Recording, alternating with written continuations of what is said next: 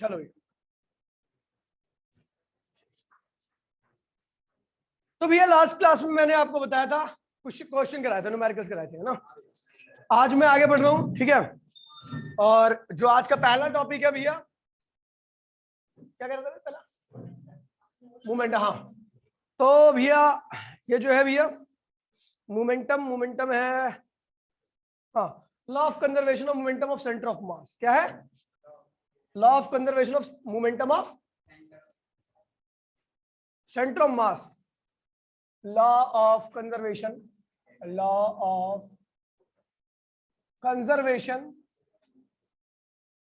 Of momentum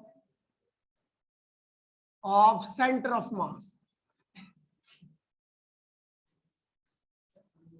है भैया, law of conservation of momentum of centre of मास। तो देखिए भैया कुछ भी नहीं है, एक बॉडी है जिसका सेंटर ऑफ मास क्या है भैया?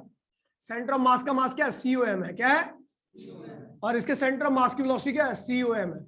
आपको पता है भैया, जो बॉडी की वेलोसिटी होगी वही सेंटर ऑफ मास की वेलोसिटी होगी, और जो बॉडी का मास होगा वही क्या होगा? सेंटर ऑफ मास का मास होगा। तो इस बॉडी का मोमेंटम क्या है? इस बॉडी के सेंटर ऑफ मास का मोमेंटम क्या होगा? Mass of centre of mass into में velocity of centre of mass, है ना? है ना? तो मैंने क्या दिया, ठीक है, if external force equals to में 0, अगर आपके एक्सटर्नल फोर्स की वैल्यू क्या है भैया? 0 है, तो एक्सटर्नल फोर्स होता क्या है? डेल्टा P अपॉन में डेल्टा T। अगर एक्सटर्नल फोर्स 0 है तो इसका मतलब क्या है भैया कि rate of change of momentum भी क्या है? 0, क्योंकि आपको पता है मोमेंटम तभी चेंज होता है जब आप फोर्स लगाते हो। फोर्स ही नहीं है तो मोमेंटम चेंज। और डेल्टा P क्या रिप्रेजेंट करता है? चेंज इन मोमेंटम को। क्या रिप्रेजेंट करता है? चेंज इन मोमेंटम को। अगर आपका, ठीक है, अगर आपका चेंज इन मोमेंटम आपका 0 है, फोर्स नहीं लगा तो मोमेंटम में चेंज नहीं होगा, यानी चेंज इन मोमेंटम क्या आएगा आपका? 0 आएगा। क्या आएगा? तो इसका मतलब क्या हो भैया, आपका सेंटर ऑफ मास का भी मोमेंटम क्या होगा? समझ गए? तो इसको ये देखिए, मोमेंटम जो होगा वो भी क्या होगा? उसका चेंज भी क्या आएगा? 0। यानी सेंटर ऑफ मास का मोमेंटम क्या रहेगा? क्या रहेगा? कांस्टेंट। क्या होगा? देखिए भैया, मैंने आपको कल भी बताया था, अगर हम एक्सटर्नल फोर्स नहीं लगाते तो सेंटर ऑफ मास अपनी पोजीशन को चेंज, अपनी स्टेट को चेंज नहीं करता। वही मैंने कहा, अगर हम एक्सटर्नल फोर्स की वैल्यू को 0 कर दे तो सेंटर ऑफ मास का जो मोमेंटम चेंज आ रहा है, क्या आ रहा है? वो भी चेंज क्या आएगा? 0 आएगा। यानी मोमेंटम क्या रहेगा भैया आपका? कांस्टेंट रहेगा। इन द एब्सेंस ऑफ, यहां देखिए भैया, इन द एब्सेंस ऑफ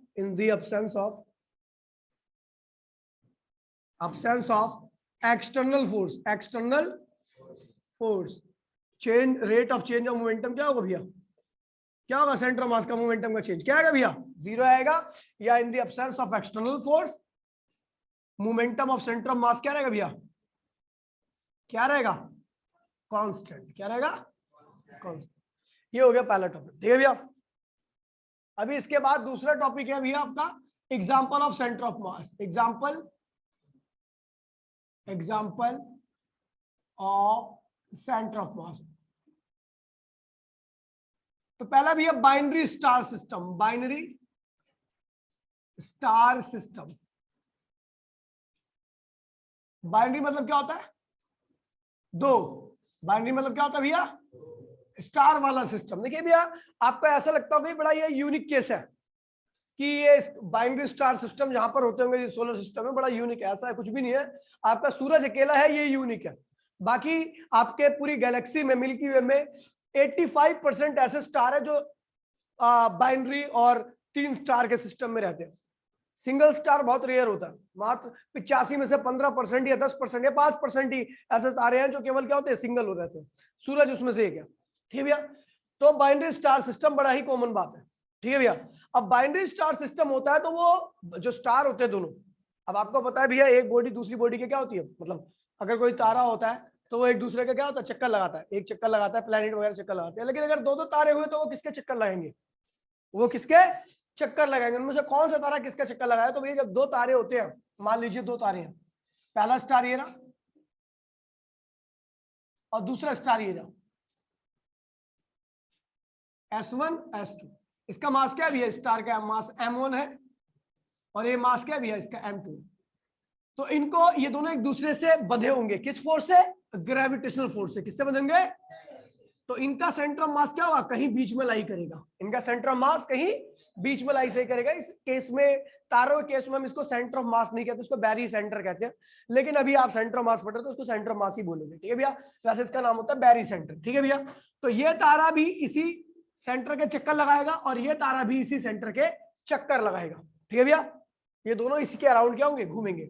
आपके सबसे पास का स्टार का सोलर सिस्टम जो है वो अल्फा सेंटरी स्टार सिस्टम है। उसमें 3 तारे जो सबसे पास है, Alpha Centauri A, Alpha Centauri B, Alpha Centauri C, ठीक है भैया। तो अल्फा सेंटरी सी जो है वो हमारे सबसे पास का तारा है, जिसकी दूरी हमसे 4.2 लाइट ईयर है। खैर ये तो एक्स्ट्रा नॉलेज है, ये बात आगे करते हैं, ठीक है भैया। अगर मैंने बोला इफ m1 बराबर में m2, दोनों स्टार का मास कहां बराबर है, तो सेंटर ऑफ मास कहां पे लाई करेगा बताइए? सेंटर ऑफ मास कहां पे होगा? मिड पे। कहां पे होगा? मिड पॉइंट पर, मिड पॉइंट पर, बीचों बीच। If m1 is greater than m2, यानी इसका तारे का मास ज्यादा, इस तारे का मास क्या है? कम है, तो सेंटर ऑफ मास क्या होगा? टूवर्ड्स m1, m1 की तरफ लाई करेगा। जो हैवी मास होता है सेंटर ऑफ मास हमेशा उसकी तरफ लाई करता है, ठीक है भैया। तीसरा है if m2 is greater then m1, तो क्या होगा? Centre of mass towards m2, m2 की तरफ लाई करेगा, ठीक है भैया। खैर यही कंसेप्ट है, ये खत्म हो गया, ठीक है भैया। फिर आता है भैया diatomic molecule. Diatomic molecule, भैया डाई एटॉमिक मॉलिक्यूल्स वो मॉलिक्यूल्स होते हैं जिनके पास केवल 2 एटम होते हैं, HCl, NaCl, KCl, है ना। ये सब क्या है भैया? डाई एटॉमिक मॉलिक्यूल है। H2SO4 वगैरह ये सब डाई एटॉमिक नहीं है, इसमें 3-3, 4-4 मॉलिक्यूल। हम डाई एटॉमिक मॉलिक्यूल की बात कर रहे हैं। अगर आप किसी भी मॉलिक्यूल को हीट दोगे तो वो क्या करता है? अपनी उसके अंदर वाइब्रेशन क्या होती है? स्टार्ट हो जाती है, ऐसे उसके मॉलिक्यूल्स वाइब्रेट करते रहते हैं। तो ये एटम नंबर फर्स्ट है, ये एटम नंबर फर्स्ट है, और ये एटम नंबर सेकंड है। ये दोनों जुड़े हुए हैं एक फोर्स से, जिसे हम कहते हैं भैया बॉन्ड, कोवैलेंट बॉन्ड या आयनिक बॉन्ड कहते हैं, ठीक है भैया। अभी जैसे ही मैंने हीट दी तो क्या हुआ? ये एक स्प्रिंग जैसा बॉन्ड होता है इनके बीच में, ठीक है, स्प्रिंग। तो ये ऊपर नीचे क्या करेंगे भैया? वाइब्रेट करना चालू कर देंगे, ठीक है, ऐसे भाई। तो पहले इनका सेंटर ऑफ मास क्या था? यहां पर था, कहा था? इस सेंटर पर, ये इसका सेंटर ऑफ मास। तो भैया इसके वाइब्रेशन की वजह से ये मॉलिक्यूल क्या करेंगे? कभी ऊपर जाएगा, कभी नीचे आएगा, कभी ऊपर जाएगा, कभी नीचे आएगा। अगर ये मॉलिक्यूल ऐसे जा रहा है तो ये मॉलिक्यूल ऊपर गया फिर नीचे आया, कभी फिर ऊपर गया फिर नीचे आया, ऐसा करेगा। बिल्कुल सेम ऐसा ही ये मॉलिक्यूल भी करेगा इसी तरीके से, ठीक है भैया। लेकिन इसका सेंटर ऑफ मास हमेशा इसी लाइन पे रहेगा, ठीक है भैया। क्योंकि आपको बता दूं वाइब्रेशन जो प्रोड्यूस करता है वो इंटरनल फोर्स प्रोड्यूस करता है। क्या करता है? और इंटरनल फोर्स कभी भी सेंटर ऑफ मास की पोजीशन को चेंज नहीं कर सकता। तो vibration produce internal force, IF, internal force, and internal force cannot change the position of center of mass of diatomic molecule, ठीक है भैया। डायटॉमिक मॉलिक्यूल का सेंटर ऑफ मास की पोजीशन को चेंज नहीं करता। फटाफट जल्दी से लिखो भैया, जल्दी लिखो भैया। और लिखना नहीं है, फोटो लो, अरे फोटो बढ़िया से। कौन लेगा? अच्छी सी लियो, टेढ़ी मेढ़ी मत लियो, सबसे गंदी फोटो लेता तू। एक बार मेरे को दिखा दे भाई, दिखा। अच्छा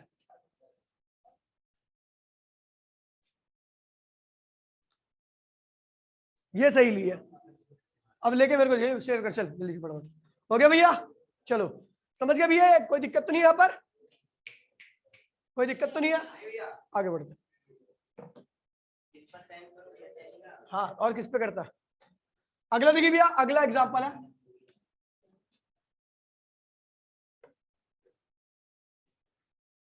देखिए क्रैकर है, मैंने बम जलाकर फेंक दिया, ठीक है। अगला एग्जांपल कर रहे हैं,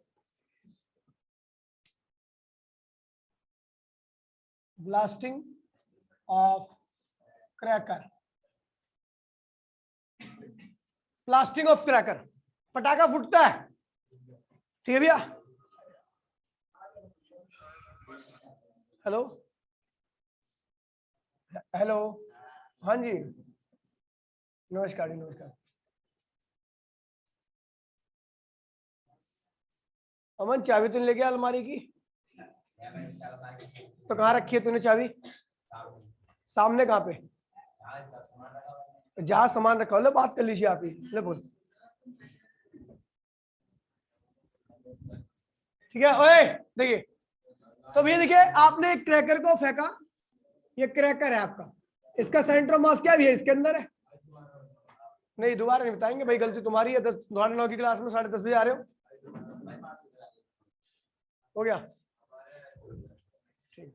अब देखिए भैया, तो एक क्रैकर है जो इस पाथ पे फेंका था आपने, इस रास्ते पर आपने फेंका इसको, ठीक है भैया। तो ब्लास्टिंग से पहले इसका जो सेंटर ऑफ मास है वो यहीं पर रहेगा, ठीक इस, हाँ ठीक है। तो ये क्या है भैया, बिफोर ब्लास्टिंग, बिफोर ब्लास्ट होने से पहले, है भैया। लेकिन ये आगे बढ़ता रहा और ये रास्ते में कहीं पर क्या हुआ, ब्लास्ट हो गया। क्या हुआ, क्रैकर ऐसे गिरता, ब्लास्ट नहीं होता तो क्रैकर इस रास्ते पे गिरता, ठीक है भैया, ऐसे गिरता, यहाँ पे अभी फेंका है मैंने, ऐसे गिरता, प्रोजेक्टाइल ही तो है, प्रोजेक्टाइल तो है, प्रोजेक्ट किया मैंने, ऐसे आता, लेकिन रास्ते में अगर फटता तो इसके टुकड़े टुकड़े हो गए। क्या हो गया भैया, हर टुकड़े का मास क्या वो अलग अलग था, ठीक है भैया। ये टुकड़े हैं आफ्टर ब्लास्टिंग, आफ्टर,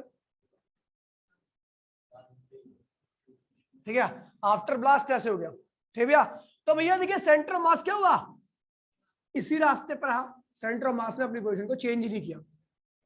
ऐसा इसलिए होता है क्योंकि भैया जो ब्लास्ट हो गया ना, इसकी वजह से जो फोर्स आया वो इंटरनल फोर्स था। क्या था भैया, बाहर से तो लगा था ना, पटाखे ने खुद लगाया था। और इंटरनल फोर्स कभी भी किसी की पोजीशन को चेंज, खास तौर पर सेंटर ऑफ मास की पोजीशन वही रहेगी जो पहले थी। सेंटर ऑफ मास अपनी पोजीशन को चेंज नहीं करेगा, जिस रास्ते पे चल रहा था उसी रास्ते पे चलता रहेगा। तो यहाँ पे लिख देता हूं भैया, ब्लास्टिंग प्रोड्यूस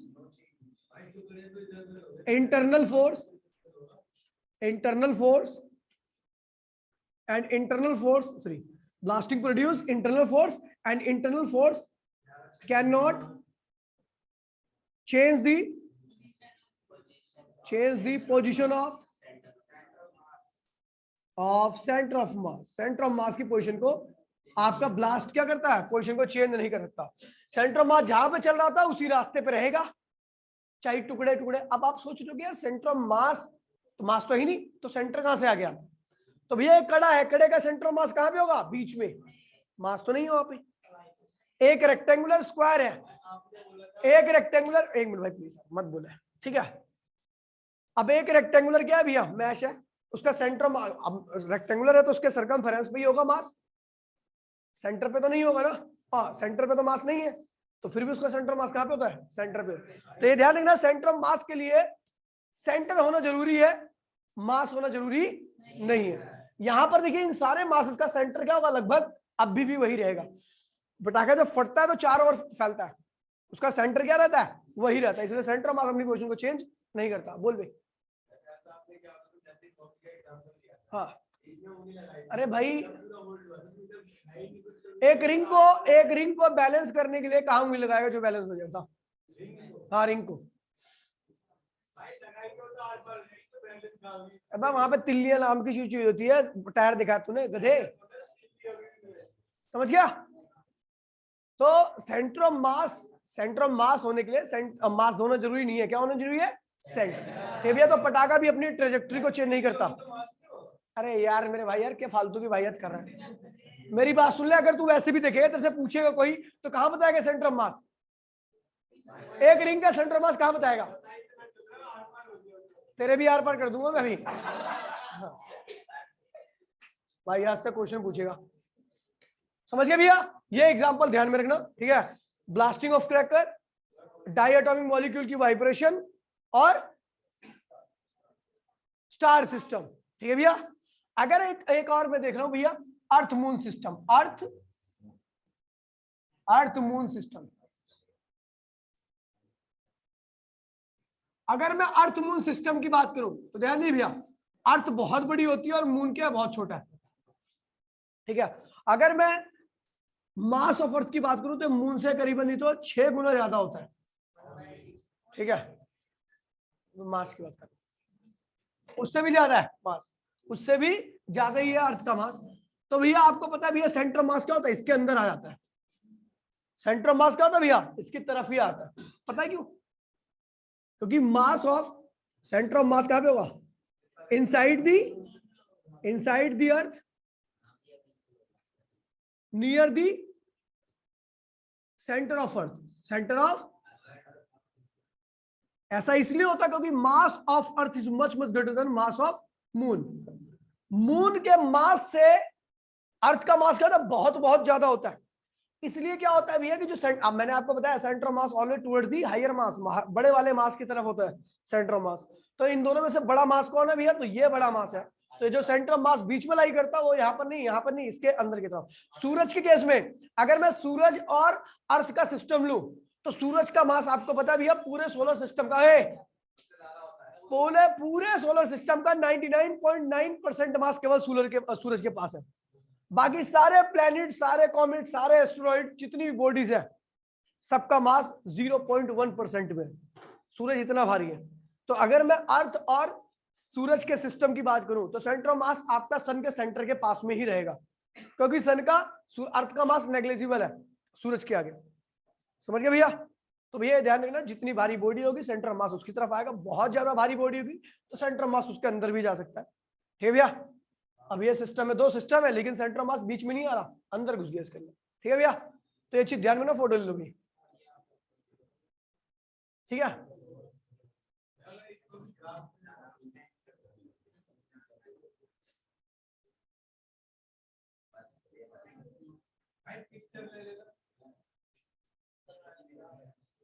फोटो दिखाइयो,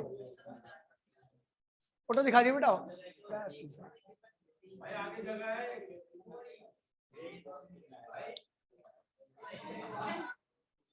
क्या ये कागज था क्या? अब इतना ही बोला उसको, दिलवा दूंगा बहन, 5 रुपए का ही तो होगा एक, इससे ज्यादा कहाँ। ठीक है, अब इसको फैब्रिक से छिपा देते हैं, काम करते हैं, उससे ज्यादा मजबूत है ये। ओए देखिए हो गया, अरे होगी, फोटो शेयर कर दियो। देखिए भैया, भाई प्लीज, भाई प्लीज बोलिए मत। अब आते हैं भैया रिजिड बॉडी पर। रिजिड बॉडी क्या होती है भैया, अगला टॉपिक है रिजिड बॉडी। रिजिड बॉडी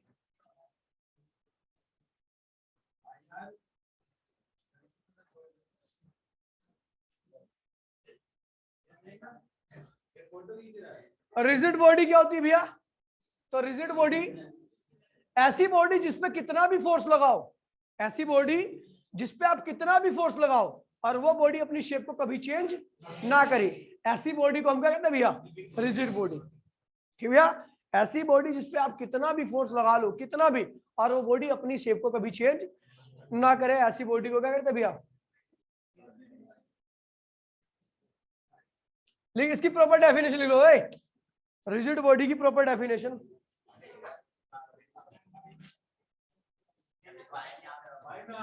भाई लिख ले, अच्छी डेफिनेशन लिख ले, ऐसे क्या लिखी? मेरा फोन का phone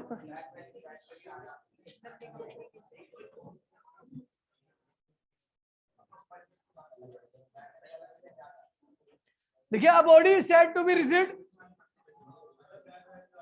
a body is said to be rigid। ओए रिजिड बॉडी की definition, a body is said to be rigid।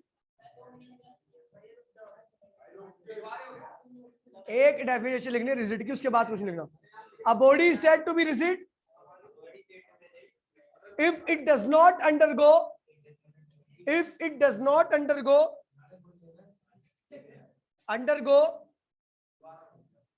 a body is said to be rigid if it does not undergo any change in its size and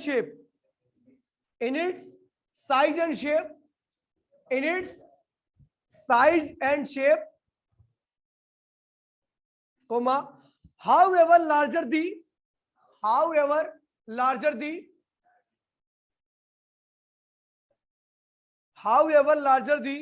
external force may be acting on it, however larger the external force acting on it. Note में लिखो, in practical life,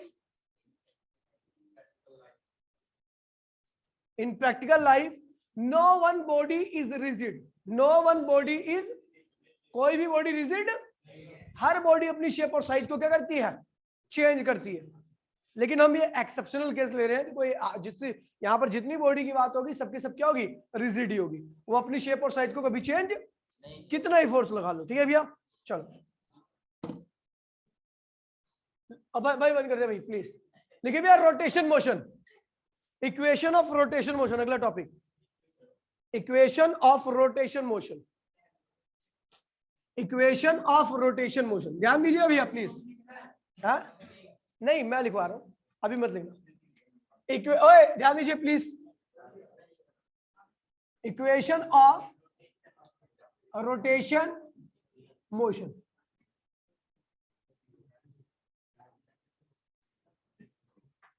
देखिए भैया,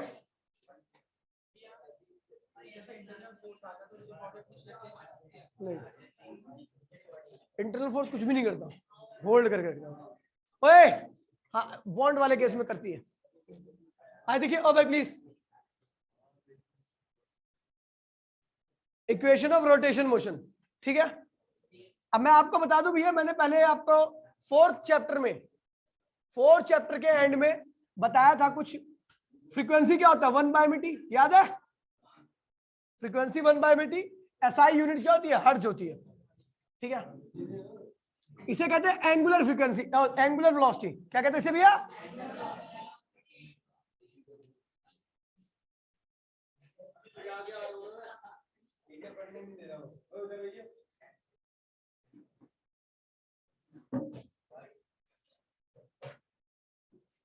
omega क्या होता है भैया? Angular velocity. ठीक है भैया, ओए भाई प्लीज, अरे ओए संतोष तुझे बुलाऊंगी यहीं पे, बहुत मारूंगा ध्यान रखिए। ओमेगा इक्वल्स में 2 पाई अपॉन में टी होता है, क्या होता है भैया? और 2 पाई 1 में टी होता है फ्रीक्वेंसी। 1 में टी क्या होता है भैया? जो टी है उसको ऊपर ले आओगे तो किसमें कन्वर्ट होएगा? फ्रीक्वेंसी में। इसका दूसरा फॉर्मूला होता है θ2 माइनस θ1 अपॉन में टाइम, ये भी होता है, बता रखा है मैंने। ठीक है भैया, और इसको डी थीटा अपॉन में डी टी, ये भी होता है इसका फॉर्मूला। ये मैंने 4th चैप्टर में आपको बताया था, याद हो? ठीक है, अल्फा, ए भाई प्लीज, ओए अल्फा क्या होता है? अच्छा फ्रीक्वेंसी क्या होता है? राउंड पर सेकंड, राउंड पर सेकंड को हम क्या कहते हैं भैया? फ्रीक्वेंसी कहते हैं। ध्यान रखना, 1 सेकंड में जो भी राउंड होता है उसी को हम क्या कहते हैं भैया? फ्रीक्वेंसी कहते हैं। क्या कहते हैं? 10 राउंड है 1 सेकंड में तो फ्रीक्वेंसी क्या है? 10 है। 50 राउंड है तो फ्रीक्वेंसी क्या है? 50 है। इस चीज को ध्यान रखना। अल्फा होता है भैया ω2 माइनस ω1 अपॉन में T, rate of change of angular velocity. यार बोलिए मत प्लीज यार, या डी ओमेगा अपॉन में डी टी, या बस इतना ही रहने दो, ज्यादा काम करनी है। ठीक है भैया, अच्छा यहाँ पर थीटा क्या होगा? थीटा को कहते हैं एंगुलर डिस्प्लेसमेंट। क्या कहते हैं? इसे एंगुलर वेलोसिटी या फ्रीक्वेंसी, इसे एंगुलर एक्सीलरेशन, और इसे कहते हैं भैया एंगुलर डिस्प्लेसमेंट, थीटा को। ठीक है भैया, और ये होता है भैया 2 पाई एन। 2 पाई क्या है भैया? एक रोटेशन में बनने वाला एंगल। 2 पाई क्या होता है? एन क्या है? Number of rotation, number of, मैंने बोला 4 रोटेशन में कितना एंगल बनेगा? कितना एंगल बनेगा? 8 पाई। क्या होगा? क्योंकि एक रोटेशन में 2 पाई एंगल है, तो 4 रोटेशन में क्या होगा? 8 पाई होगा। 10 रोटेशन में क्या होगा? 20 पाई।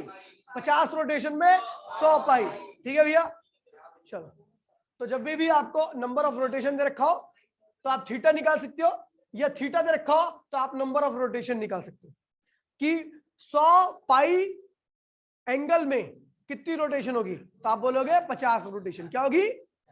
इसको 100 रखोगे, 2 पाई को ये 100 पाई रखोगे, इसको नीचे ले आओगे तो क्या होगा? पाई से पाई कैंसिल, 100 से 2 से 50 और 2 से 100 कैंसिल 50 बार। अगर मैं आगे ना वहां पे तीनों को मारूंगा, ध्यान रखना, मैं आऊंगा तो पक्का मारूंगा, ठीक है। अब देखिए, चलो भैया,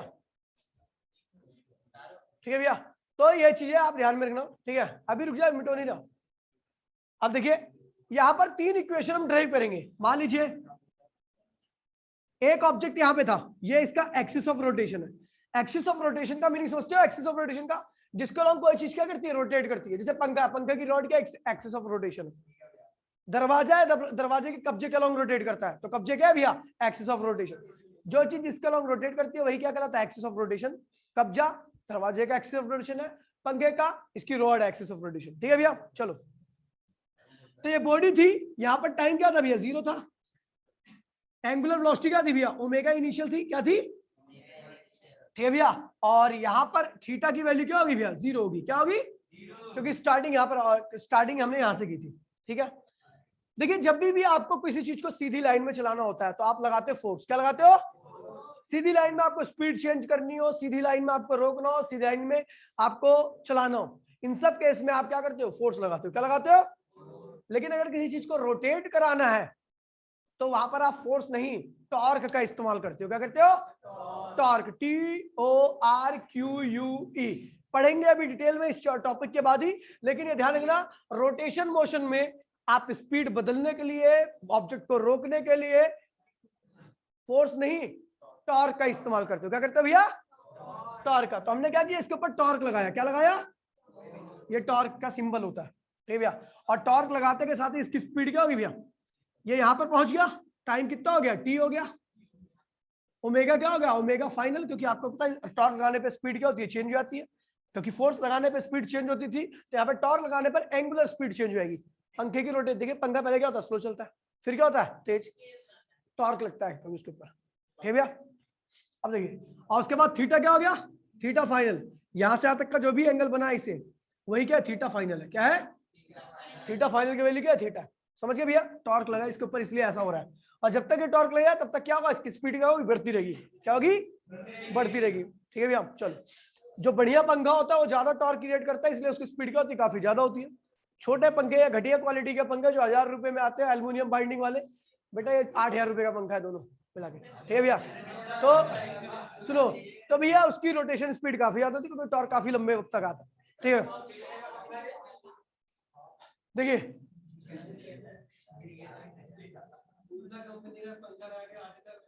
अब पूछ लियो उषा कंपनी का कितने का आता है, ये पूछ लियो उषा कंपनी का, तेरे से महंगी ज्यादा कीमत होगी इसकी।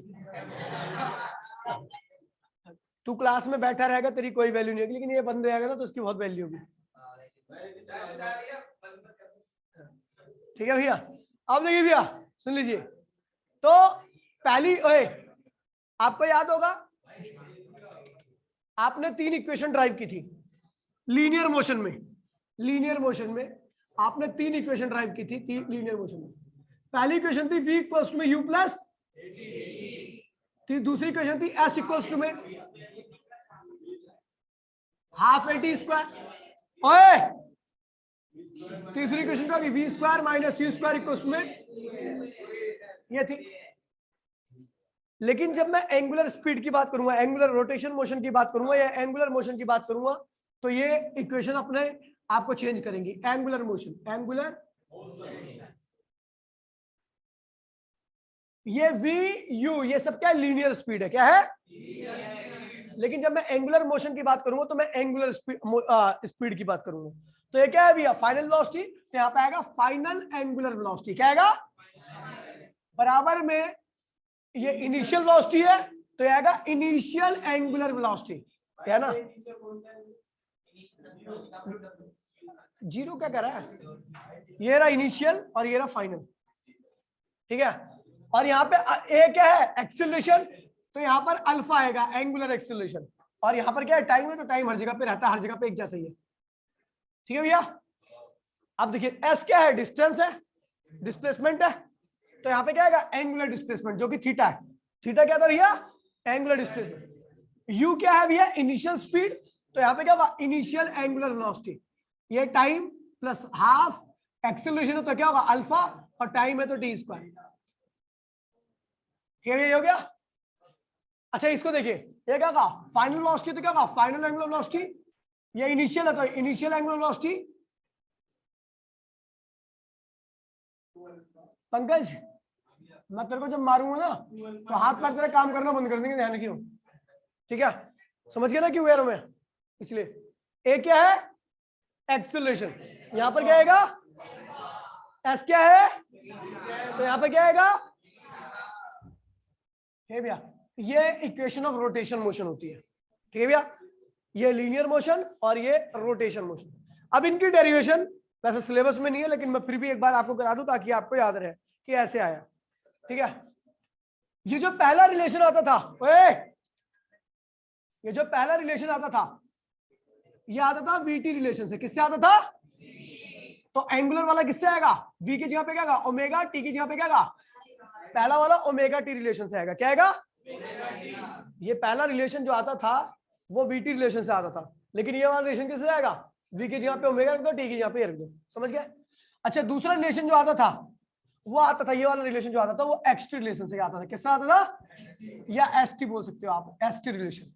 तो लेकिन अब क्या होगा, ये थीटा टी रिलेशन से आएगा, किससे आएगा, ठीक है भैया, इंटीग्रेशन मेथड है। और दूसरी मीटिंग ज्वाइन करना सेम लिंक पे जल्दी से।